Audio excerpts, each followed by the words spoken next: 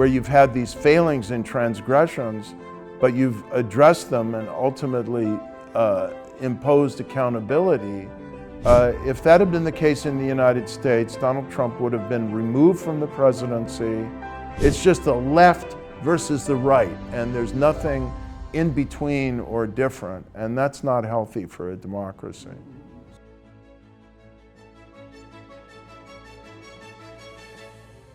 지금까지는 세계와 미국의 민주주의에 대해서 얘기를 나눴습니다.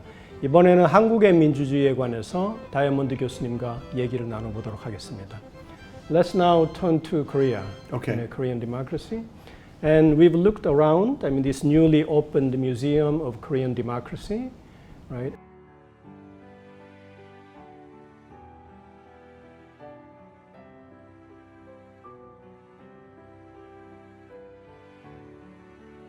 And now you know what this place used to be, right? And particularly the torture death of Park Jong-chul, Seoul National University student in early 1987, that really galvanized this grand pro-democracy movement in the summer of that year, and that led to a transition to democracy. Now I'd like to start with your relationship with Korea, how your relationship with Korea has evolved over the past decades. I watched those protests on TV as they were unfolding, and it was deeply moving and inspiring to see society, and particularly Korean young people, rising up on such a large scale to defend their rights, and of course not for the first time. I also saw the news about the Gwangju massacre, which I think was something like 7 years earlier. But that was a very powerful experience, and I was kind of watching in real time as the Reagan administration was pressuring No Tae-woo to reach the accommodation he did to allow direct presidential election at the end of 1987. So all of this was very powerful for me. Within the past 10 years or so, I think we have impeached 2 presidents, right, already. And also, although I think, through peaceful and constitutional process, right? There are 2 ways of looking at this.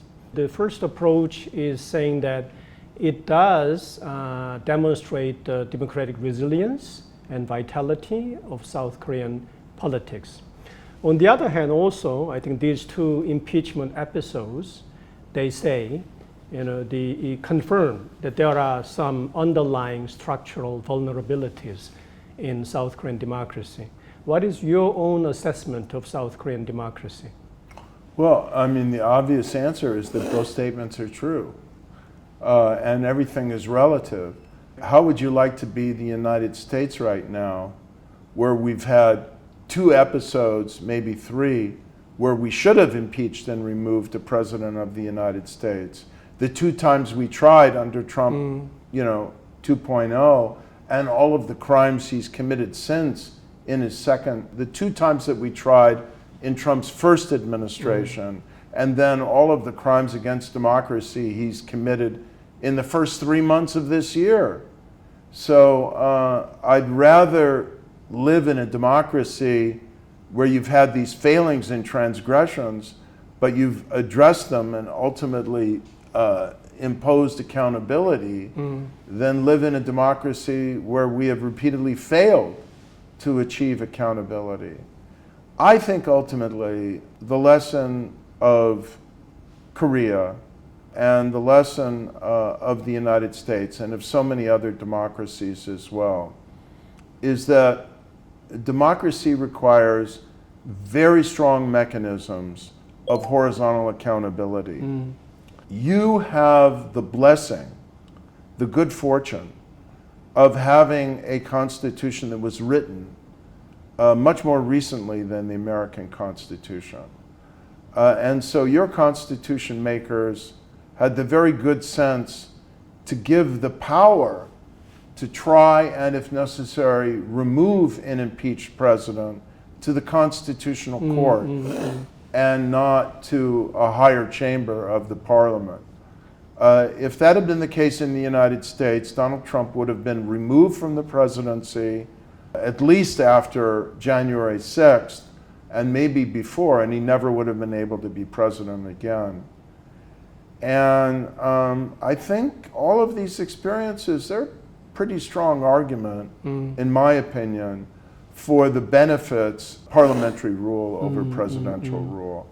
And if you're going to have parliamentary rule, it should not be British style. It should be proportional representation. And if more of the Korean parliament, maybe let's imagine all of it, were elected through proportional representation, and maybe even better proportional representation using the Irish method of the single transferable vote, where there's some incentive toward coalition formation and some incentive to protect the independence of individual legislators.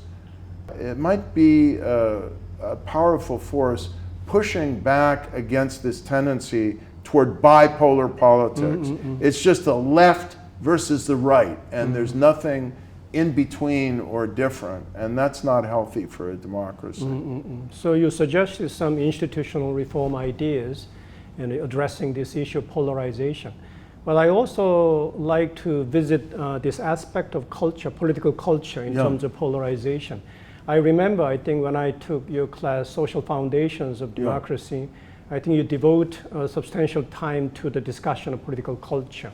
Did then and still do. Right. So I think South Korea is not an exception in terms of this Manichaean outlook on black and white, good and evil, and other polarization phenomena. What are your remedies about this political polarization? I think every democracy needs a very conscious and determined effort to promote understanding of its history, of democracy and retreat from democracy, and appreciation for the norms of tolerance, pluralism, dissent, peaceful competition, so on and so forth. And so what happens is, in most democracies, even new democracies, after 10 years, 20 years, a generation, people say, oh, we can check that box. We now have a democracy. It's now stable. We don't need that anymore. Let's just all have them learn, math and coding and so on. So I think one thing Korea can do is look back on its K through 12 curriculum and ask itself, are we teaching democracy? The history of it, including that history across the street there of that infamous building, the value of it, the rationale of it, the options of it. I'm not saying a college course on democracy, but incrementally over time. Are we teaching this as effectively as possible? And here's the key. It cannot be, it must not be an effort by the incumbent government, left or right, to say, okay, here's an opportunity to push our ideological instinct. Here's an opportunity to push, our partisan interest and kind of seep it into the school curriculum. It's got to be nonpartisan. And that effort at civic education should be crafted by a broadly inclusive group of people, educators, scholars, philosophers, distinguished, probably retired public servants, who can craft a course or a curriculum over time, starting in elementary school and kind of accumulating over time with increasing sophistication, that teaches the history of Korean experience with authoritarianism and democracy, and the values of deliberation, inclusion, reflection, debate, tolerance for opposing points of view, participation, and so on, as free of partisan bias as possible. Shifting to another issue of the relationship between digital transformation and polarization. You already, I think, mentioned several negative effects of social media on polarization. Are there any ways that the two, digital transformation and democracy, are compatible with each other and mutually reinforcing?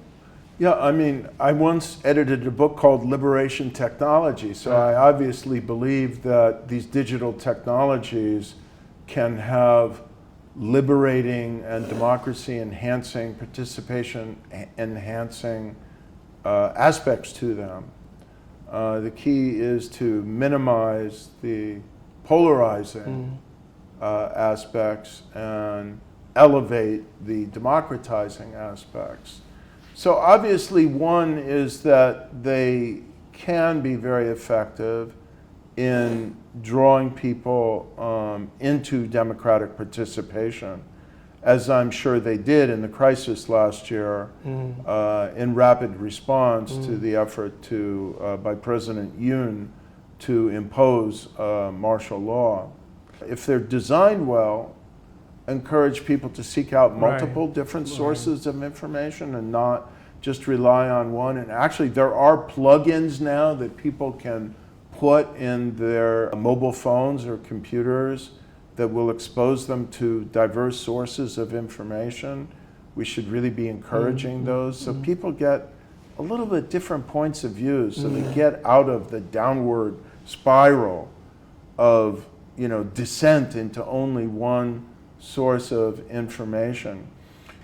Do you have anything to say about the future role of South Korea in our collective fight against democratic backsliding, and particularly to young citizens in South Korea? You are now a wealthy enough democracy and an important enough democracy as the Republic of Korea to have a democracy foundation that is not purely inward looking. We are now facing, as part of the general authoritarian assault on our international engagement, a dedicated assault on the National Endowment for Democracy, which provides over $300 million a year in assistance to democratic civil society organizations, think tanks, trade unions, research institutes, foundations, political parties, social movements, and so on. We need help. You know, even if we can preserve this funding, I think Korea is a rich enough, resourceful enough, mature enough democracy. So, you know, as part of its international engagement, I would hope to see either growing out of the existing Korean Democracy Foundation with a different arm or some other instrument, you know, a really serious resourceful effort to support democratic development elsewhere in the world, financially and by sharing your experience, which is highly relevant to what other countries are going. So, and then the final message, maybe to young people in particular, is, you know, don't become too cynical and don't become too apathetic. Democracy is a very precious thing. And I think Korea got a lesson in that all over again. It's fleeting, it's fragile, it can be lost. You came pretty close to another episode of that last year. But democracy prevailed. And it will only persist through, you know, vigorous citizen engagement combined with the democratic culture of tolerance, pluralism, and respect for different points of view. Thank you. Thank you very much. 세계가 민주주의의 운명과 향방을 다시 고민하는 지금 다이아몬드 교수님과 프로페썰에서 나눈 이야기가 아무쪼록 우리 사회와 또 미래에 큰 울림을 가져오기를 기대해 봅니다. 특히 우리 젊은 세대가 민주주의에 대해서 좀 더 깊은 고민을 할 수 있고 또 먼 안목을 가질 수 있는 좋은 계기가 되었기를 바랍니다. Larry, thank you very much for sharing your thoughts. Thank you. Thank Great you. talking to you.